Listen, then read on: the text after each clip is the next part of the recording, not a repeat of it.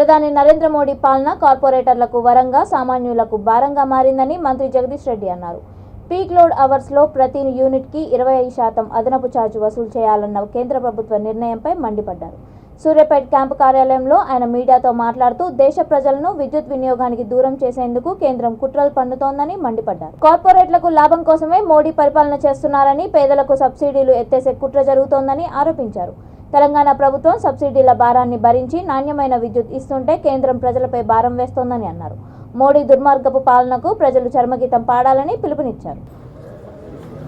అడ్డుకునే చర్య తప్ప ఇవాళ విద్యుత్ రంగం పైన పీక్ అవర్లో ఛార్జీలు పెంచడం అనేది ఇది ఏమాత్రం ప్రగతిశీలమైంది కాదు.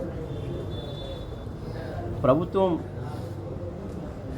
వ్యాపారం చేస్తుందా అని చెప్పి మాట్లాడింది, కానీ వ్యాపారుల కొరకు మాత్రమే ప్రభుత్వం ఉంది అని చెప్పి ఇవాళ మోడీ చర్య నిరూపిస్తూ ఉంది. ఇవాళ విద్యుత్ అనేది మనిషి జీవితంలో భాగమైంది. విద్యుత్ వాడకుండా ఉండలేని పరిస్థితి ఇవాళ ప్రతి ఒక్కరికి వచ్చింది. మరి ఇటువంటి పరిస్థితులలో పేద ప్రజలకు ఇచ్చే సబ్సిడీలను కూడా ఎత్తేయాలని చెప్పి, ప్రతి కనెక్షన్ మీటర్ పెట్టాలని, మీటర్ పెట్టడం లేదు కాబట్టే నేను తెలంగాణకు నిధులు ఇవ్వనని, తెలంగాణ తెచ్చుకోవాల్సిన అప్పులు న్యాయంగా తెలంగాణ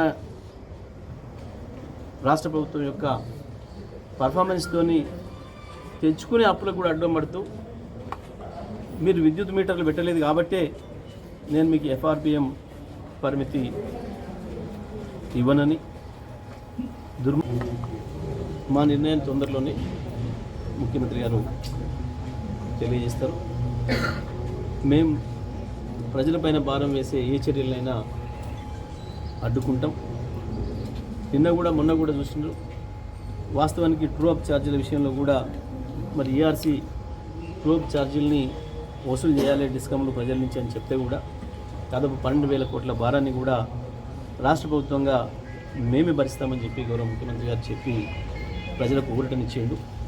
ఒకవైపు ఏమో తెలంగాణ రాష్ట్రంలో ప్రజలకు ఊరటనిచ్చే పద్ధతుల్లో, ప్రజల జీవితాల్లో వెలుగు నింపే పద్ధతుల్లో కేసీఆర్ గారు పనిచేస్తూ ఉంటే, మోడీ ప్రజల జేబులకు చిల్లులు పెట్టి వాళ్ళ బతుకుల్లో చీకట్లు నింపే ప్రయత్నం మోడీ చేస్తున్నాడు. తప్పకుండా కేంద్రం ప్రజలకు వ్యతిరేకంగా చేసే ఏ చర్యనైనా బీఆర్ఎస్గా మేము అడ్డుకుంటాం. తప్పకుండా ముఖ్యమంత్రి గారు కూడా త్వరలోనే దీనిపైన మా అభిప్రాయం తెలియజేస్తున్నారు.